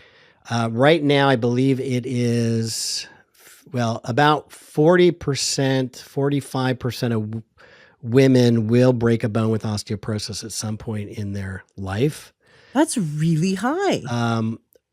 I forget off the top of my head. I could pull up the data, but a lot of people obviously have bone loss. But I also think that the numbers for osteoporosis and bone loss are misrepresenting the actual number of people that are struggling with this, and that a lot more people have it than the data show. Because look at the highest risk population are people 65 and older. As we get older, that's Medicare age population. 95% of Medicare patients who should get screened with a bone density test are not, right? And then you've got all these other people, so we don't know if they have it or not. And oftentimes it's a silent disease with no symptoms. So oftentimes the first symptom is somebody breaks a bone. And in fact, the Bone Health and Osteoporosis Foundation, I'm on the corporate advisory roundtable for that association. The recommendation is that at age 50, for men and women, if you break a bone at age 50, you should get a bone density test. But the U.S. services, the Preventative Services Task Force, and the official U.S. government and guidelines from many medical organizations are you don't start screening for osteoporosis unless it's a postmenopausal woman or somebody with some other risk factors or a few other things, but definitely not is somebody who just happens to come in at 50 and break a bone.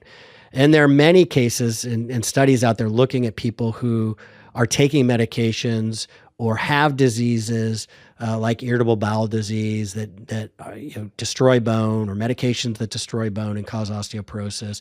Right. Even when official guidelines are recommending that they get screened for osteoporosis with a bone density test, the vast majority of those patients are not getting tested or not getting screened. So I think there's a whole lot of people walking around who have lost bone and are at an elevated risk just by the fact of fracture, just by the fact that they don't know. And so they're not being proactive because they're not getting screened. So I think whatever numbers that I would cite in terms of how many people, are affected by this is a gross underestimate.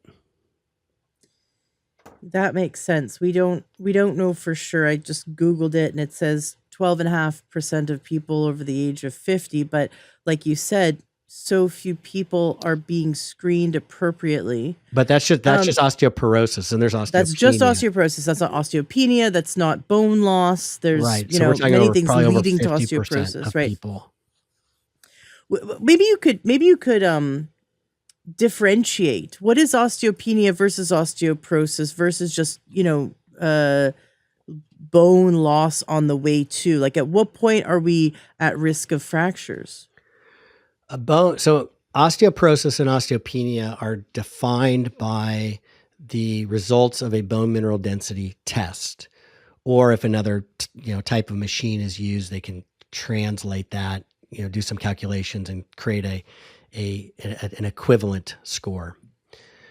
But the official diagnosis and definition was created in 1995 or 1994 by the World Health Organization.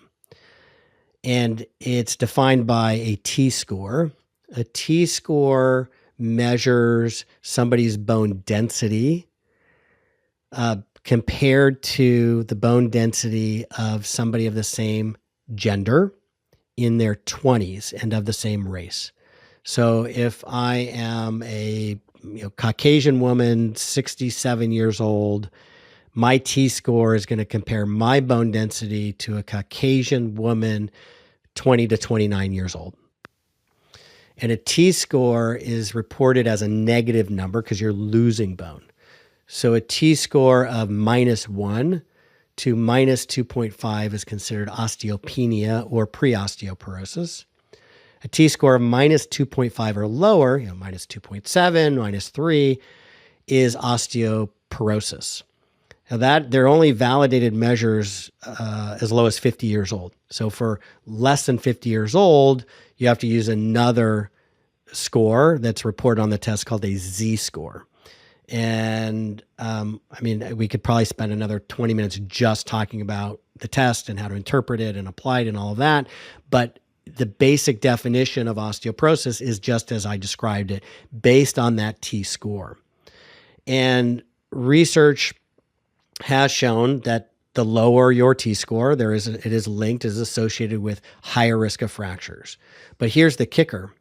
In clinical trials, people's risk for fractures was higher if they had osteopenia than if they had osteoporosis. Now, it's confusing as to why that's been shown to be the case. Some people are saying, well, we need to change the cutoff values for how we define osteoporosis. And so it's really just a definition. Myself, I think it might be because if somebody just has osteopenia, maybe they're not being as proactive as somebody with osteoporosis. But I don't really have any data to support that. But basically, it shows as your T-score goes down, even with osteopenia, you're already at risk for increased fracture risk. That was my first thought with osteopenia having more fractures, is that maybe they're not protecting themselves. Like when someone knows they have osteoporosis, they generally are going to pamper or baby themselves a bit more. They're more concerned about a bone fracture versus some of the osteopenia might be like going out there and be more physical and then potentially injuring themselves. Yeah, you remind me of something that I think is really important to mention about men with osteoporosis, especially if anybody listening to this is a man with osteoporosis who starts testosterone replacement therapy, or a woman who has a man in their life who they care about who's starting testosterone replacement therapy with osteoporosis. The research shows that in the first year after starting testosterone in men with osteoporosis, their fracture risk actually went up. They broke more bones. Mm-hmm. Now, why is that? Well, the reason is because these men, it's not because of the bone health. It's because us men are a little bit stupid sometimes. And as soon as we start feeling better, and look, I'm on testosterone. I've been taking it for years. I had low testosterone. So I went through this as well. I didn't break a bone, but I went through feeling, horrible. And then suddenly I felt so much better and had more energy. And I started wanting to do all these activities. I used to do it when I was 20. So what they found in these men, when they feel better, they start doing these activities that they used to do younger, and they're more they become, taking more risks and doing more dangerous things. And so that's why their fractures went up, because the activities they started doing in the first year after starting testosterone, not because of the testosterone. Basically because we're idiots. No, it's so funny. That happens so many times with my clients. I have to warn them, like, when you start to feel better, you're going to push yourself. And then you're going to come back to me and tell me you feel worse and you're in more pain. But then I'm going to ask you, what did you do this week? And you're going to tell me, like, I just went on a 5-mile hike. And I'm like, well, what did you do before you talked to me? I'm like, well, I was just a couch potato. I'm like, okay, well, you start feeling so good. Then you push yourself and then you feel bad because you pushed yourself too much. You just went too hard, too fast. And, I can imagine for a man getting on testosterone, all of a sudden they feel amazing. They're going to push themselves and they have to be careful. So we need to just pamper ourselves a bit more as we're building back our body. And one of my naturopaths actually told me about how he used to work in a gym, and he said he would see in the first 6 months, the new members, right? In the first 6 months, most of them would experience some kind of injury because they push themselves too far. And what people don't realize, when you go to a gym, your first 6 months, your connective tissue, right? So think about your ligaments and your tendons. Your tendons attach from your muscle to the bone, right? And the ligaments are keeping your joints together, but this connective tissue hasn't been trained to lift, tens of pounds or hundreds of pounds. And we always think we're strengthening our muscles when we're lifting heavy weights, but we don't think that we're actually also strengthening our connective tissue. And so the most important thing to do in your first 6 months of implementing a regular exercise routine is to not push yourself too hard, because the more stress you're putting on your body, you're stimulating your body to increase and hopefully healthfully increase that connective tissue, which we talked about things you can do and not do to support your collagen production, right? Which is one of our connective tissue is made up of collagen. But that lift your heavy weights, know that you're also stimulating healthier tendons, healthier ligaments along the way, and nourish your body with really good food. And like you said, supplement to fill in those nutrient gaps so the body can rebuild itself. And I love that you talked about how important hormones are because we don't need to be like our grandparents and feel really crappy after 50. We don't. But we also need to be very careful and definitely seek out a well-experienced doctor that specializes in hormone, natural or bioidentical hormone replacement therapy because just so many people out there do it wrong and overdo it, and that can also lead to not feeling great and negative effects, right? So we have to do everything in balance, and less is more in a lot of cases. Yeah, absolutely. And I'm glad you mentioned about the exercise because the overall concept in this, for me, with bone health and osteoporosis, and really any chronic issue, is slow and steady wins the race. And being measured in your approach, taking consistent action, day after day, just moving in the right direction. It's taken probably decades for you to get in this situation. So it's not going to turn around immediately. And it takes time and consistent effort. And when it comes to exercise in particular, there's a concept called time under tension. So a lot of people want to go, I see them in gym lifting weights or even in exercise classes, and they're moving as quickly as they can. They're snapping the weight up, they're finishing the rep quickly. But really in terms of building muscle, slower is better. So the longer that you can have your muscle be contracted, and it's not just on, let's say you're doing a bicep curl, curling up, but it's even when you lengthen your muscle and allow your arm to kind of go back down and uncurl, moving slowly and not letting gravity take over has a couple of benefits. One, it improves how fast or how well your body is going to respond and you're going to build muscle, but it's also safer. And so moving slower when it comes to exercise and learning the proper technique is so important for not only long-term safety, but long-term results. I got to share with you my favorite exercise at the gym for balance, because we talked about how important balance is. You get a Bosu ball. For those who don't know what this, it's like a half a ball. It's got a flat part that's hard, and then it has a ball underneath it, a half a ball. And I stand on the Bosu ball, standing on the flat part, right? And then I'll grab either weights on both hands, or I'll grab a medicine ball or a kettlebell, whichever one I kind of feel like, and I'll do a squat, proper squat. You want to get someone to teach you how to do a proper squat, or make sure you're looking in the mirror. I do a squat, and then I lift that weight and slowly lift it all the way above my head. And then I go back down to doing a squat, and then I lift it, and my legs are, wobbling back and forth because I'm trying to maintain balance. And I also am squeezing my core, doing a Kegel. So I'm getting my core in, I'm getting my leg balance, all those wonderful little muscles in your lower leg that help your foot stabilize, the foot muscles, everything that's helping you stabilize. And then you're getting your arms, and you're getting a good stretch as you go up and come back down. And that's my favorite exercise, probably because it takes so much of my attention. It's not boring. Oh, and it's using your entire body. That's It's using your entire body. It's really fun. And I love kind of looking around, seeing all the people stare at me like, what is she doing? And it's fun. And you can just start. You don't have to start with weights, right? You could just do a squat. And that's a pretty advanced exercise. It's funny. I'm not necessarily an advanced person, but I like playing around, and I do it over by something you can grab onto. So if you feel like you're gonna lose your balance, you grab onto something. But yeah, squat, and then you could start with just regular squats. But I like that idea of anything I can do to challenge my balance muscles. So I love Bosu balls for that purpose. The balance is so important. I mean, the research shows too that being able to balance on one leg for 10 seconds or is a predictor of longevity. And Wow. even just building balance exercise into your daily life can be helpful. I like the stork exercise while you brush your teeth. And Oh, you know, yeah. you're going to brush your teeth twice a day, and as you're brushing your teeth, you stand on one leg for your bottom teeth. That'll be a minute. Switch legs for your top teeth. Do that twice a day. You know, you're working a little bit of your core muscles, your abdominal muscles, your legs, balance, strength.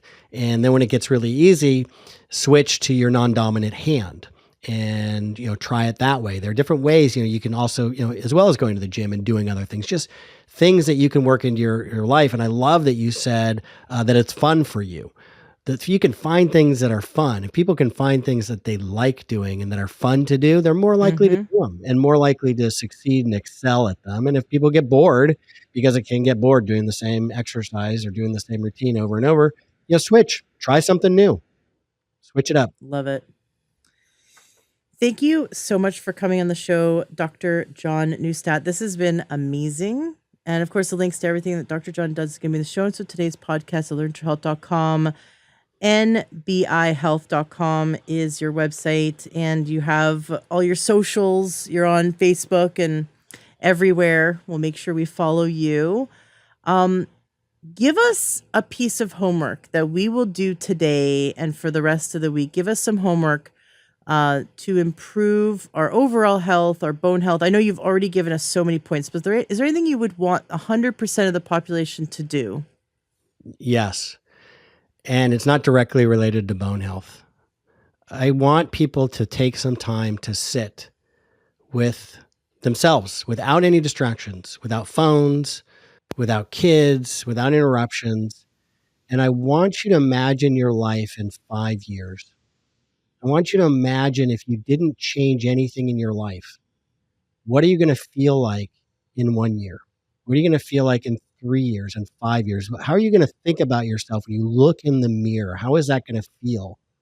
What example are you setting if you have kids or loved ones? If you don't change things in your life that you know are not where you want them to be. And then I want you to actually write that down, how that felt. Then I want you to take a deep breath and I want you to do it again. But I want you to imagine that in a year, you've taken whatever that is, whatever that issue that is, and you've changed it. How are you going to feel in a year if you've made progress to making this change, to reaching that new goal? How are you going to feel in 3 years? And visualize it. What's it going to feel like when you look at yourself in the mirror, when you look at your kids or your partner, how you walk, your energy, your mood? How are you going to feel in 5 years if you've made those changes? Then I want you to write that down as well. That's your North Star. That's your goal. That's what you should be working to achieve every day. Love it. Thank you so much, John. I'd love to have you back on the show when you have more to share. You've been a wonderful guest, and it was great learning from you. Thank Thank you. It you. was fun. I enjoyed it.